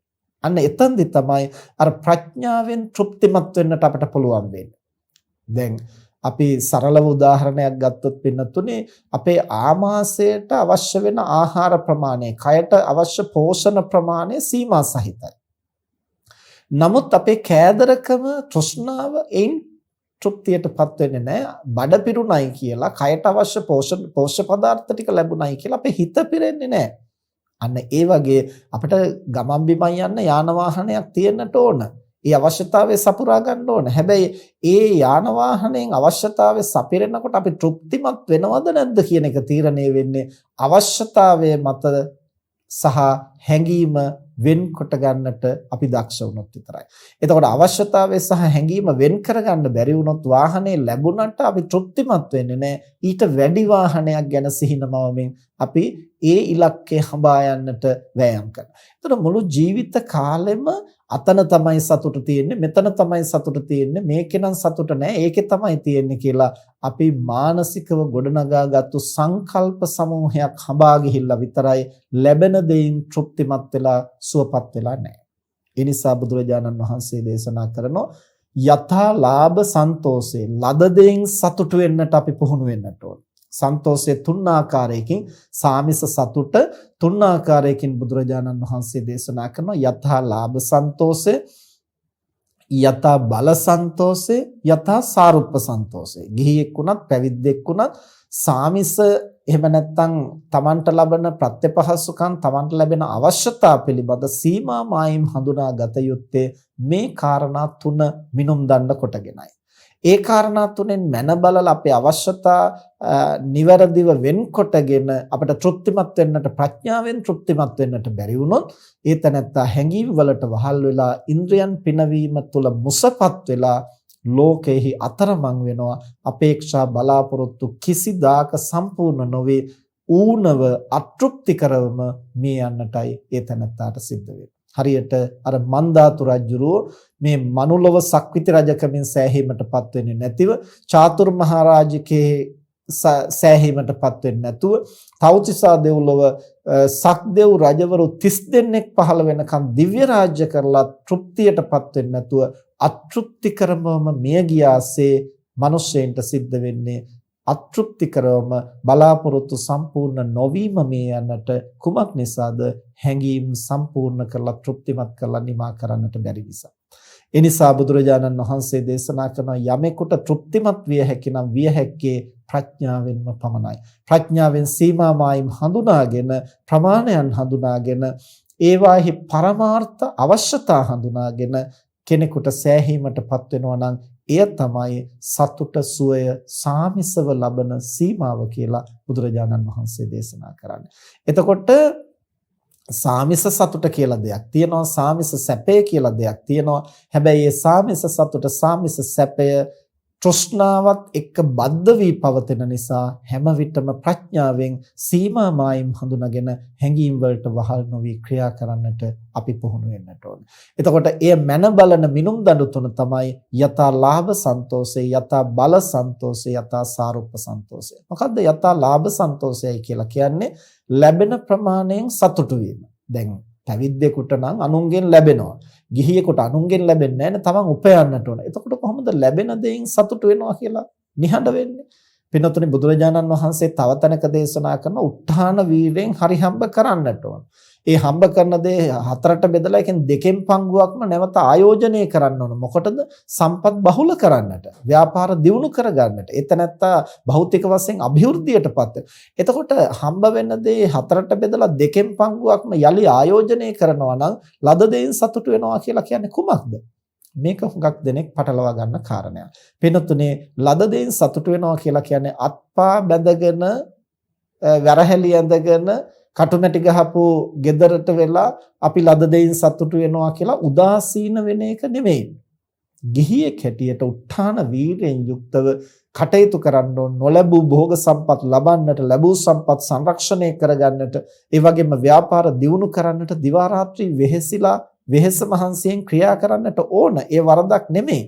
හැබැයි කුමක් සඳහාද? නිතරම ප්‍රශ්න දෙකක් තමන්ගෙන් අහන්නට ඕන. ඒ ප්‍රශ්න දෙක මොකක්ද? කුමක් සඳහාද මම මේ උපයන්නේ? ඒ වගේම ඉපයීම සඳහා මා කුමක්ද කරන්නේ? එතකොට උපයන්නේ කුමක් සඳහාද කියන එකට අපිට ධාර්මික පිළිතුරක් තියෙනවා නම් අද දහසක් උපයපු කෙනා හෙට ලක්ෂයක් ඉපයීමත් වරදක් නෙමෙයි. හැබැයි Tamanට පැහැදිලි දැක්මක් තියෙන්න ඕන. හැමදාම දහසක් උපයමින් සිටි මට ලක්ෂයක් ඕනෑ වෙන්නේ කුමක් සඳහාද? ඒ හැඟීම් වලට වහල් වෙලාද? එහෙම නැත්නම් අවශ්‍යතා සපුරා ගන්නටද? අවශ්‍යතා සපුරා ගන්නට නම් අවශ්‍යතා කියලා කියන්නේ හැඟීම්ම නෙමෙයි. මව්පියන් පෝෂණය කරන්න, අමුදරුවන් පෝෂණය කරන්න, ඒ වගේම ව්‍යාපාර දියුණු කරගෙන තව බොහෝ දෙනාට ප්‍රතිලාභ ලබා දෙන්නට, තව බොහෝ දෙනාට ජීවත් වෙන්න අවස්ථා හදලා දෙන්නට, සමාජ සේවය කරන්නට, පින්කම් කරන්නට, ගුණධම් වඩන්නට, පාරමිතා පුරන්නට, සසුන රකින්නට, මේ විදිහට අර්ථ සම්පන්න දෙයකට වැය කිරීම සඳහා අපට ලක්ෂයක් අවශ්‍ය වෙනවා නම්, මිලියනයක් අවශ්‍ය වෙනවා නම්, ඒ ඉපහීම වරදක් නෙමෙයි. ඒ නිසා පළමු ප්‍රශ්නය තමයි අපේ විමසලා බලන්නට ඕන, මේ අතිරේකව මම උපයන්නට වෑයම් කරන්නේ හුදෙක් හැඟීම් වලට වහල් වෙලාද, එහෙම නැත්නම් යම්කිසි ධාර්මික අවශ්‍යතාවයක් සඳහාද? දෙවැනි ප්‍රශ්නය තමයි තමන්ගෙන් විමසා බලන්නට ඕන, ඇත්තටම අවශ්‍යතාවයේ නිවැරදි වුණත් ඒ නිවැරදි අවශ්‍යතාවය ඉටු කරගන්නට මම මේ අතිරික්තය සම්පාදනය කරගන්නට කුමක්ද කරන්නට යන්නේ? ඒ කරන්න යන්නේ ධාර්මික දෙයක්ද? මම මේ සඳහා කරන්න යන ව්‍යාපාරය, කරන්න යන උපාය මාර්ගය ධාර්මිකද? ඒ ලෝකෙට අනතුරක් නැතිද? මගේ ගුණධර්ම විනාශ වෙන්නේ නැතිද? එහෙම ටිකක් විමසලා බලලා අධාර්මික නොවන ආකාරයෙන්, අධාර්මික නොවන කියන්නේ තමන්ටත් පරිහානියක්, තමන්ගේත් ගුණධම් පිරෙහෙන්නේ නැතිව, ලෝකයක් විනාශ කරන්නේ නැතිව අපට උපයන්නට පුළුවන් නම් එය තමයි ධාර්මික ධනෝපායන ක්‍රමය කියලා කියන්නේ. වෙළඳාම් කිරීම විතරක් නෙමෙයි, අනිත් ඕනම ක්‍රමයක්. එතකොට අපට විමසා බලන්නට පුළුවන් වෙන්නට ඕන, මම අතිරික්තයක් සොයන්නට වෑයම් කරනවා නම් ඒ කුමක් සඳහාද, ඒ කෙසේද? කුමක් සඳහාද කියන එකට අපට ධාර්මික පිළිතුරක් තියෙනවා නම්, ඒ කෙසේද කියන එකට අපට ධාර්මික පිළිතුරක් තියෙනවා නම්, ඒ අතිරික්තේ ඉපයීම වරදක් නෙමෙයි. එතකොට ලද දෙයින් සතුට වෙනවා කියලා කියන්නේ කුමක්ද?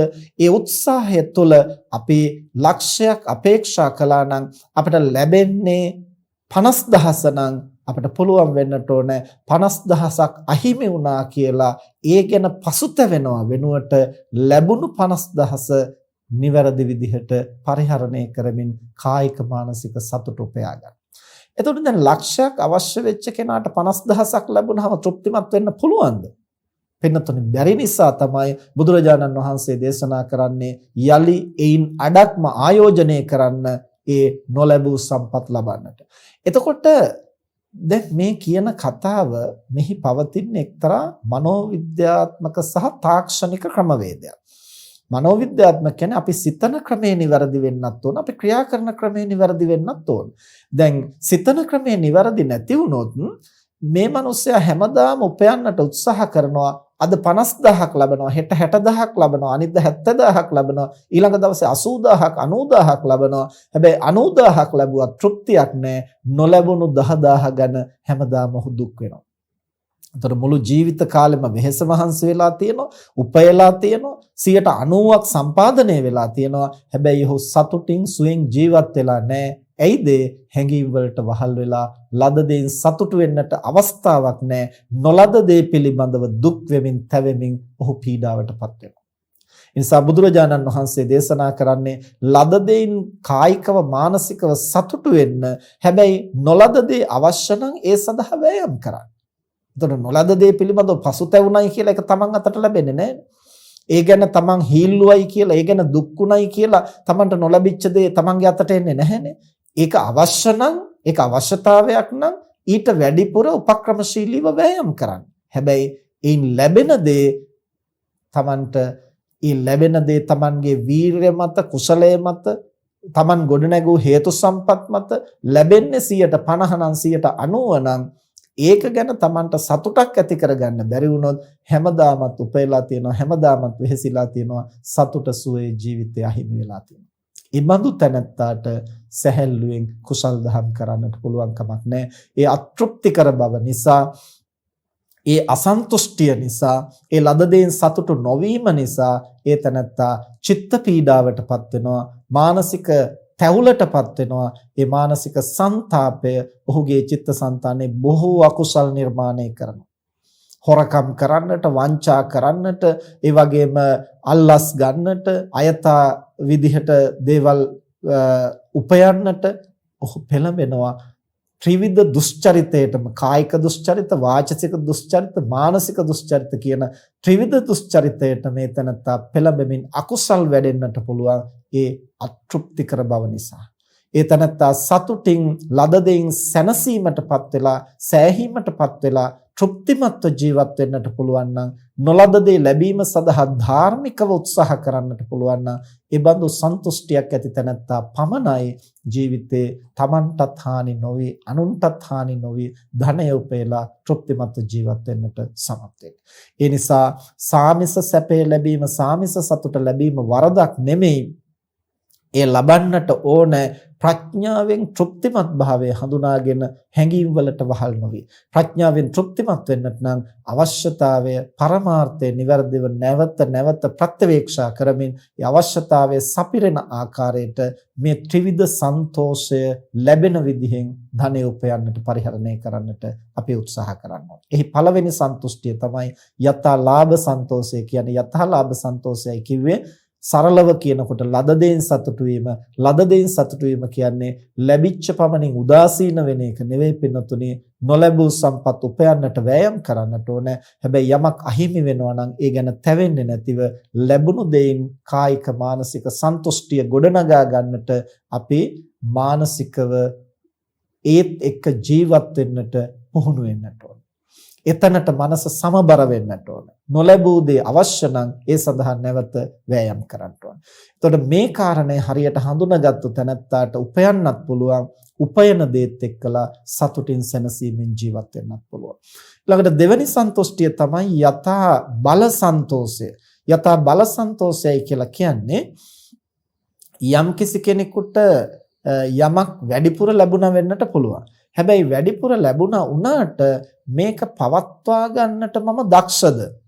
උදාහරණයක් ඇටියට ගත්තොත් අපි හිතමු Tamanට ඊටාම ඉහළ මට්ටමේ තනතුරක් ප්‍රදානය කරන්නට සූදානම් වෙනවා යම් ආයතනයක. එතකොට දැන් Tamanට ලැබෙනවානේ කියලා පිළිගත්තට කමක් නැහැ. හැබැයි පිළිගෙන Tamanට මේක පවත්වන්න පුළුවන්. ඒකට අවශ්‍ය දැනුම තියද, කුසලතාවය තියෙනවා.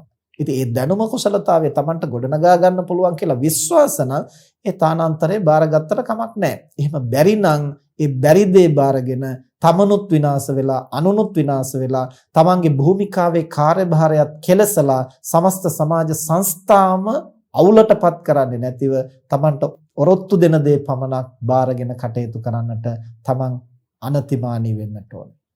Tamanට සිහි බුද්ධිය තියෙන්න ඕන, ප්‍රත්‍යවේක්ෂා නුවණ තියෙන්නට ඕන. ඒ වගේම තමයි Tamanට ලැබෙන සම්පත්. එතකොට අපි හිතමු හදිසියේ Tamanට දිනුමක් ඇදෙනවා. දිනුමක් ඇදිලා ඊටාම උසස්ම වර්ගයේ සුඛෝපභෝගී වාහනයක් Tamanට ලැබෙනවා. එතකොට ලැබිච්ච නිසානේ මම ගත්තේ. යථා ලාභ සන්තෝෂෙනේ මම අධාර්මික විදිහට ඉපයුවා නෙමෙයිනේ. ලැබුණු දේනේ මම මේ පාවිච්චි කරන්න කියලා හිතන එක වරදක් නෙමෙයි. හැබැයි ඒත් එක්ක සිතා බලන්නට ඕන. ලැබුණු නිසා ගත්තට මට මේක නඩත්තු කරගන්න පුළුවන්. මේක ගෙවෙනකොට කෑලි ටික දාගන්න පුළුවන්. ඒ වගේම මේක පාවිච්චි කරනකොට ඇති වෙන අවශේෂ ගැටලු වලට මට පිළියම් යොදන්නට තරම් ධන සම්පත් තියනවාද?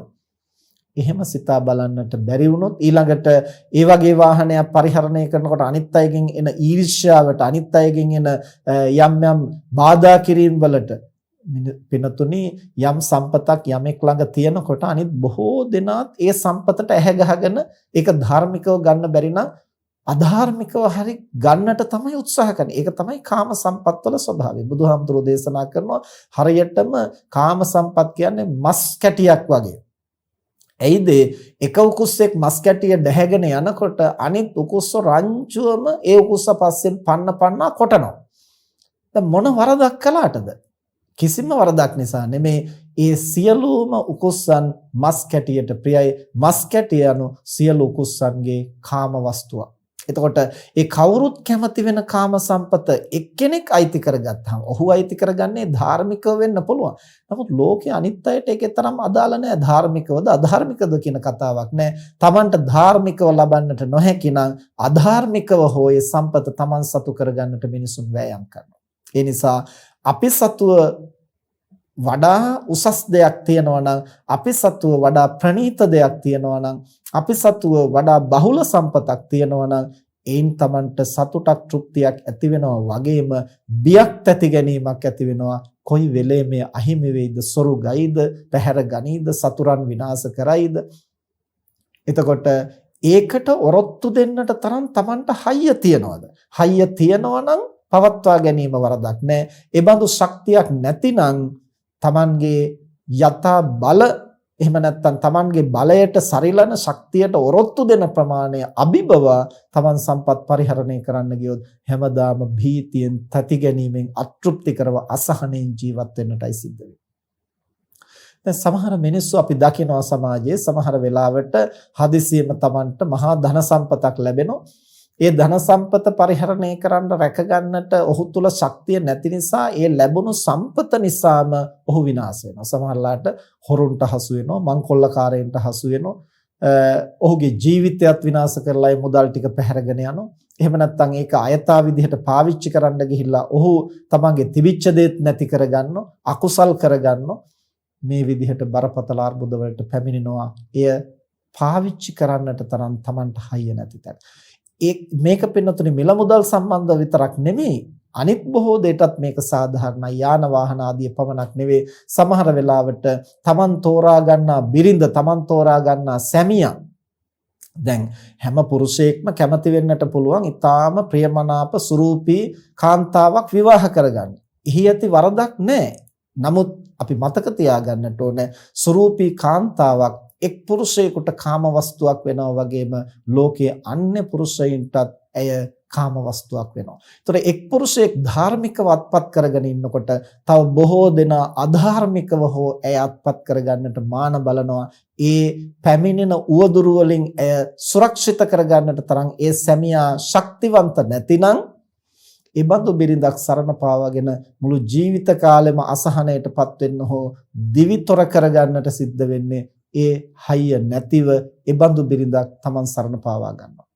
එහෙම නැත්නම් Tamanට ඔරොත්තු දෙන විදිහේ කෙනෙක් Taman සරණ පාවා ගන්නට තරමට Tamanගේ ශක්තිය ප්‍රත්‍යවේක්ෂා කරලා බලන්නට සිහි බුද්ධිය තිබුණොත් ඔහුට සැනසීමෙන් ජීවත් වෙන්නට පුළුවන්. එහෙම නැත්නම් සදාකාලිකව මේ බිරිඳ නිසා බියෙන්, සංකාවෙන්, තැති ගැනීමෙන් ඊළඟට බිරිඳ ගැනත් සැක සංකා ඇති වෙනවා. එයත් අනිත් අය සමග එකතු වෙන්නට කැමතිද කියලා. ඊට පස්සේ සැකෙන්, අසහනෙන් එතකොට විවාහ වෙන්නේ සතුටින් ජීවත් වෙන්නටයි. නමුත් Tamanට ඔරොත්තු නොදෙන කාම සම්පතක් ලං කර ගැනීම හේතු කොටගෙන මුළු ජීවිත කාලෙම අතෘප්ති කරව අසහනෙන් ජීවත් වෙන්නට වෙනවා නම් ඒ කාම සම්පත කුමක් සඳහාද කියලා Taman සිතා බලන්න. ඒ වගේම තමයි Tamanට සෑම කාන්තාවක්ම Tamanට හොඳ කඩවසම් පුරුෂයෙක් තෝරා ගන්නට කැමති වෙන්නට පුළුවන්. නමුත් ඒ තෝරා ගන්නා පුරුෂයා Tamanගේ අඩංගුවේ පවත්වා ගන්නට තරම් Taman ශක්තිවන්තද? එහෙම නැතිනම් ඒ පුරුෂයා නිසා Tamanට දුක, වේදනාව, අසහනය, පීඩාව පමණක් නම් ඉතිරි වෙන්නේ. එය යථා බල සන්තෝෂයට යෝග්‍ය නැහැ. මේ විදිහට බුදුරජාණන් වහන්සේ දේශනා කරනෝ බාහිර ලෝකේ පරිහරණය කරනකොට ඒ පරිහරණය කිරීම වරදක් නෙමෙයි. හැබැයි අවශ්‍යතා හඳුනාගෙන හැඟීම් වලට වහල් නොවි ලද දෙයින් සතුටු වෙන්නට යථා ලාභ සන්තෝෂයත් ඒ වගේම ලැබුණු පමණට පාවිච්චි කරන්නට බෑ. Tamanට ඔරොත්තු දෙන්න පුළුවන්ද, දරා ගන්නට පුළුවන්ද කියන මේ කාරණේ ගැනත් සැලකිලිමත් වෙන්න ඕන. ඊළඟට තුන්වෙනි කාරණය තමයි යථා සාරුප්ප සන්තෝෂය. Tamanට ලැබෙනවා වෙන්නත් පුළුවන්, ඔරොත්තු දෙනවා වෙන්නත් පුළුවන්. හැබැයි මේක මට ගැළපෙනවද? නිවන් දකින්නට යන ගමනේදී මට මේක බාධකයක් වෙනවද, සාධකයක් වෙනවද? කවුරු හරි ගෙනත් දෙන්නත් පුළුවන්. අපි හිතමු දැන් භික්ෂුන් වහන්සේ නමක් හැටියට අපිට එක එක දායකයෝ නොඑක් දේවල් ගෙනවිත් පූජා කරන්න පුළුවන්. ඒතකොට ඒක පවත්වා ගන්නත් මට හැකියාව තියෙන්න පුළුවන්. නමුත් එහෙම පවත්වා ගන්න, නඩත්තු කරගන්න ගියාම මම යන ගමන, මගේ පරමාර්ථ, මගේ ඉලක්කයන් ඒවාට එකෙන් සහයක් ලැබෙනවද, බාධාවක් සිද්ධ වෙනවද? එතකොට මගේ මහානකමට ඒක යෝග්‍යද නැද්ද? තමන්ගේ බෞද්ධකමට ඒක සරිලනවද නැද්ද? තමන්ගේ වයස් මට්ටමට ඒක උචිතද නැද්ද? තමන් පියෙක් හැටියට, මවක් හැටියට, තමන් ආයතනයේ දරන තනතුරට, මිනිස්සෙක් හැටියට මේ විදිහෙන් විමසා බලන්නට ඕන තමන්ගේ භූමිකාවට ඒක කොතෙක් දුරට උචිතද? එසේ අනුචිත දේවල් පරිහරණය කරන්න ගියොත් හැම විටම දුක වේදනාව අසහනෙ පමණයි. එතකොට මිනිස්සු මේ විදිහට ඇයිද තමන්ට ඔරොත්තු දෙන්නේ නැති දේවල්, තමන්ට අනුචිත දේවල් පරිහරණය කරන්න පෙළඹෙන්නේ කුමක් නිසාද? අවශ්‍යතාවයේ පරමාර්ථය නොසලකා හැරලා හැඟීම් වලට වහල් වෙලා කටයුතු කරන්නට වෑයම් කරන නිසා බුදුරජාණන් වහන්සේ දේශනා කරනවා සතුට සුවය දෙආකාරයි, සාමිස සතුට සහ නිරාමිස සතුට කියලා. ඒ සාමිස සතුටයි කියලා කියන්නේ ඉන්ද්‍රිය පිනවමින් තෘෂ්ණා මූලිකව ලබන සතුටක්. එය ලෝකේ කාම සම්පත් හා බැඳී පවතිනවා. ගිහියෙක් හැටියට ලං කර ගැනීම, පවත්වා ගැනීම, පරිහරණය කිරීම අපරාධයක් නොවේ. නමුත් හැඟීම් වලට වහල් නොවේ අවශ්‍යතා පරමාර්ථ තේරුම් අරගෙන යථා ලාභ, යථා බල, යථා සාරුප්ප කියන ත්‍රිවිධ සන්තෝෂය පවත්වා ගත හැකි ප්‍රමාණයෙන් ඒ සම්පත් පරිහරණය කරන්න පුළුවන් නම් පමණයි ඒ තැනත්තාට සතුටින් සුවෙන් ජීවත් වෙන්න, ඒ සාමිස සුවය, සාමිස සැපය පවත්වා ගන්නට පුළුවන් වෙන්නේ. ඊළඟට දෙවැනි කාරණේ තමයි අපි ඒ සාමිස සැපෙන් පමණක් සීමා නොවි අපේ ඉන් ඔබට යන්නට ඕන කුමක්ද?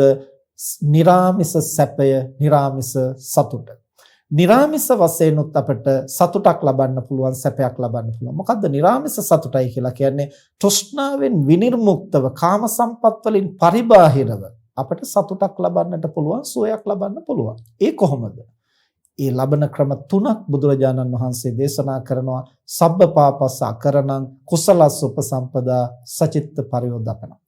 අපට නිරාමිස සතුට ලබන්න පුළුවන් ක්‍රම තුන තමයි ඔය තුන. මොකක්ද? පව්කම්, අකුසල් දහම්, දුරුගුණ දුරු කිරීම. කුසල් දහම්, සද්ධර්ම, ගුණධර්ම, පාරමිතා ධර්ම, බෝධිපාක්ෂික ධර්ම දියුණු කිරීම. ඊළඟට ලෝක ධර්මතාවයන් නුවණින් අවබෝධ කරගෙන ඒවට ඔරොත්තු දෙන්නට සිත පුහුණු කිරීම. පිනතුනි, අපේ සිතේ මතුවෙන කෝපය, ද්වේෂය, අපි පිට රටක ඉන්නවද, ලංකාවේ ඉන්නවද, රැකී ආරක්ෂා කරනවද, මහානකම් කරනවද කියන එක නෙවෙයි වැදගත් වෙන්නේ. ඒ කුමක් කරමින් සිටියා වුණත් අපේ මනසේ දුර්ගුණ මතුවෙනවා. කෝපය මතුවෙනවා, ඊර්ෂ්‍යාව මතුවෙනවා, ඒ වගේම තෘෂ්ණාව මතුවෙනවා. දැන් මේ මතුවෙන දුර්වල මනෝභාවයන් අපිට යටපත් කරගන්නට, දුරු කරගන්නට, මැඩපවත්වා ගන්නට නොහැකි වුණොත් මුළු ලෝකෙම සම්පත් අපි ළඟ තිබුණා වුණත් අපිට සැනසීමෙන් ජීවත් වෙන්න පුළුවන් කමක් නැහැ. ඒ නිසා අපි වෑයම් කරන්නට ඕනේ. අර භෞතික සම්පත් වලින් සතුටු වෙනවා වගේම මනසේ මතුවෙන දුර්වලකම දුරු කරගන්නට. ඇයිද?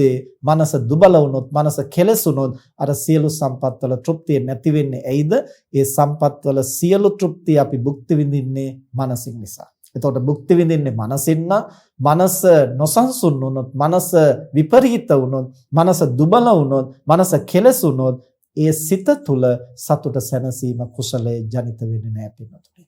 ඒ නිසා අවශේෂ සම්පත් ලැබමින් සතුටින් ජීවත් වෙන අතරතුරේ අපි නිතර උත්සාහ කරන්න ඕනේ. Taman අකුසල පාප ධර්මයන්ට පෙළඹෙනවා නම් ඒ වළක්වා ගන්නට ඕන. ප්‍රාණඝාත, අදත්තා දාන ආදී පව්කම් වලින් වැළකීච්ච ප්‍රමාණයෙන්ම ප්‍රමාණවත් වෙන්නේ නැහැ.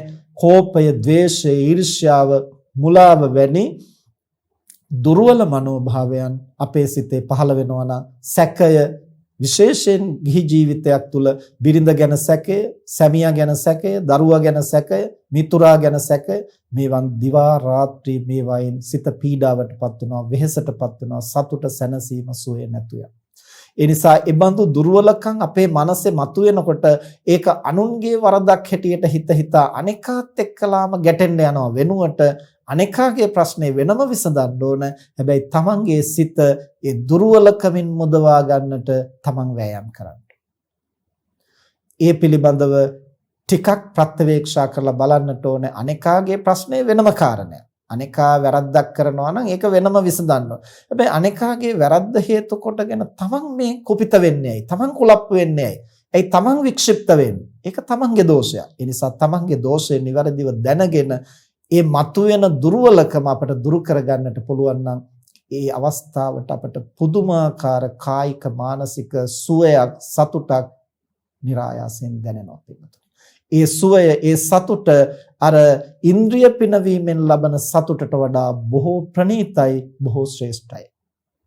ඒ නිසා තථාගතයන් වහන්සේ දේශනා කරනෝ මේ ධර්මයේ නිසා ඇතිවන සුවය ධර්මයේ නිසා ඇතිවෙන සතුට අන් සියලු සතුට සියලු සුවය අභිබවා පවතිනවා. ධර්ම ප්‍රීතිය ධර්ම සුවය අන්න කාම සම්පත්තීන් සියල්ලක් අභිබවා සිටින ඊටාම ශ්‍රේෂ්ඨ නිරාමිස සුවයක් වෙනවා.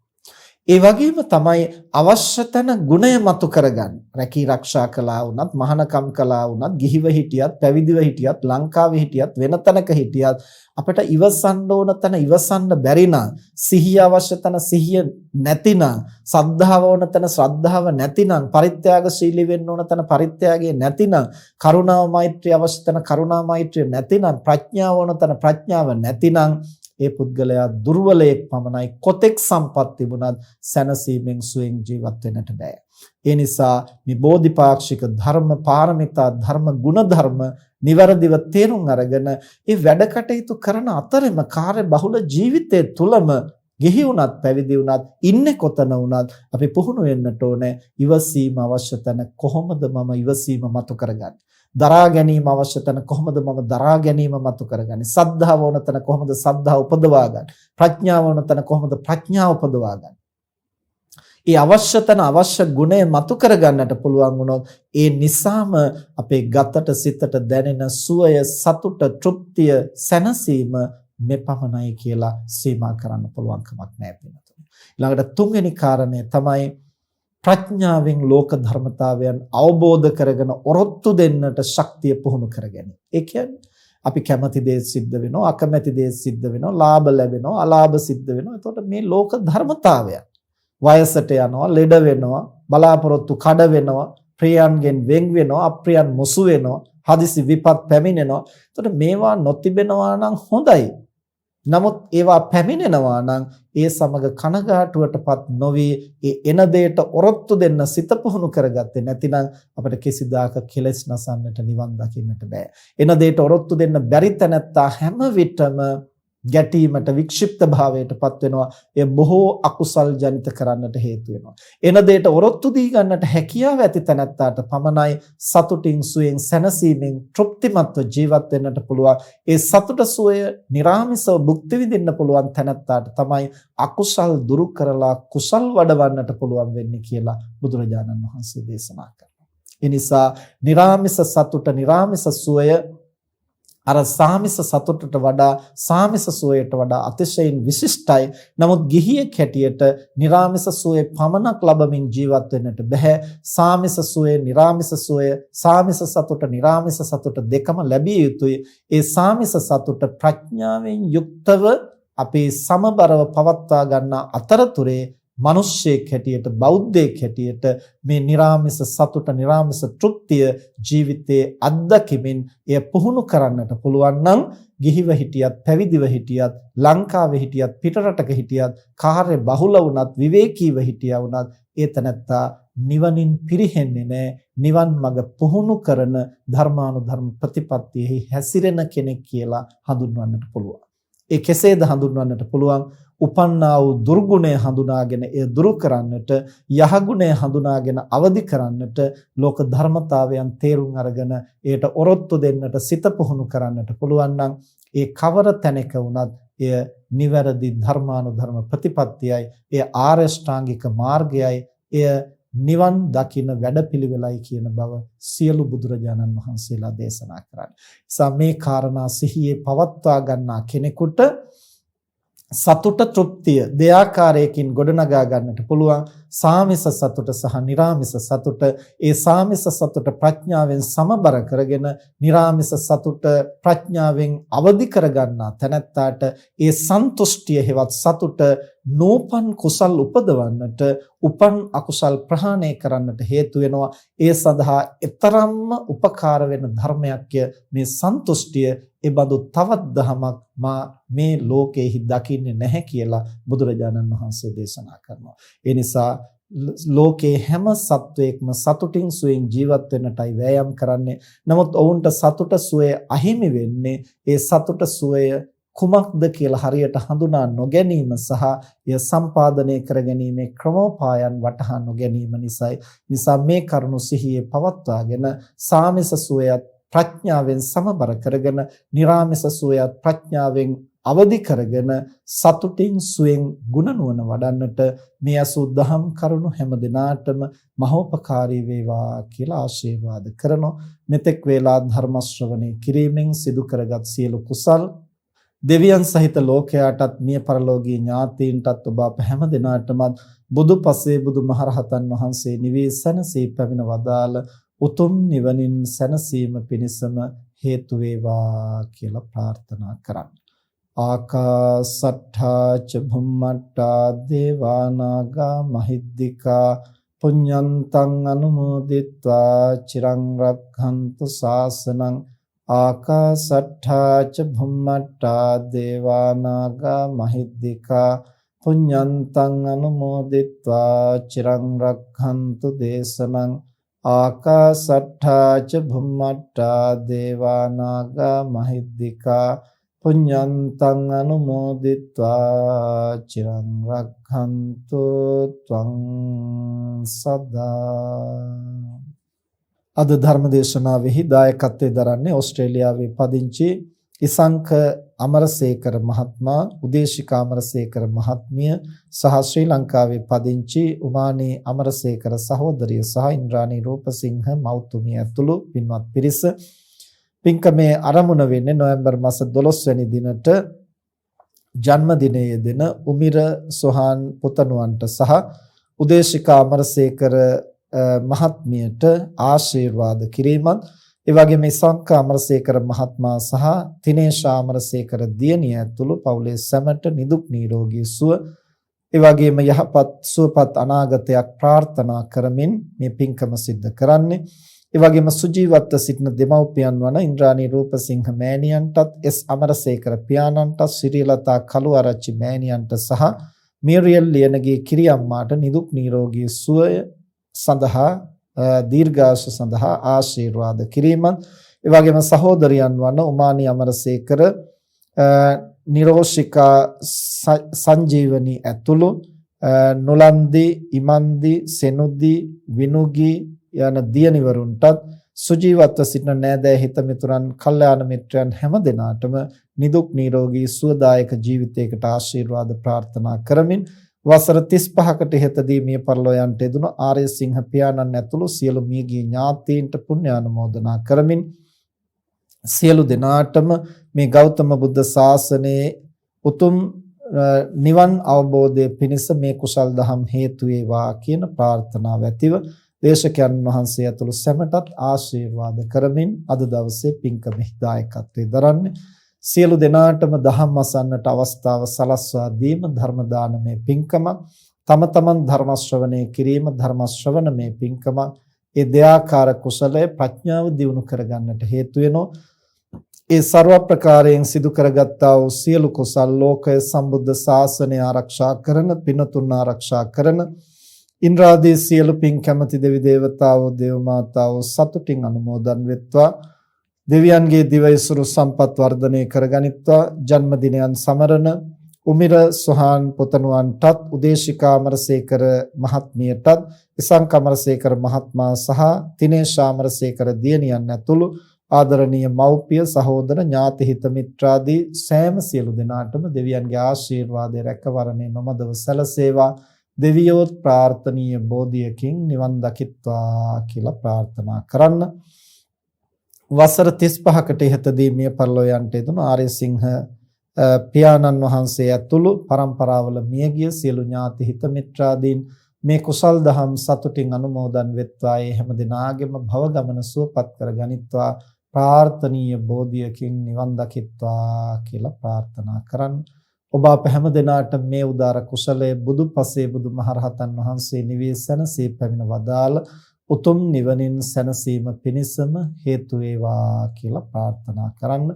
ජන්මදිනය සිහි කරන උමිර සොහාන් පුතණුවන්ටත්, උදේශිකා අමරසේකර මහත්මියටත්, ඉසංක අමරසේකර මහත්මයා සහ තිනේෂා අමරසේකර දියණියටත්, මව්පියන් ඇතුළු සහෝදර ඥාති හිත මිත්‍රාදී හැම දෙනාටම නිදුක් නිරෝගී සුව චිර ජීවනයේ සැලසේවා.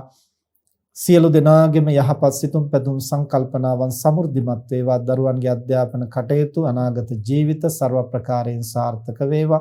හැමදෙනාම කරන කියන යහපත් රැකී ආරක්ෂා ව්‍යාපාර ආදී දියුණුවටපත් වේවා. මේ බඳු කුසල් දහම් සිදු කරමින් තමන්ටත් ලෝකයටත් සම්බුද්ධ ශාසනයටත් වැඩදායක වාසනාවන්ත ජීවිත ගත කරන්න හැමදෙනාටම ශක්තිය ලැබේවා කියලා ආශිර්වාද කරමි. හැමදෙනා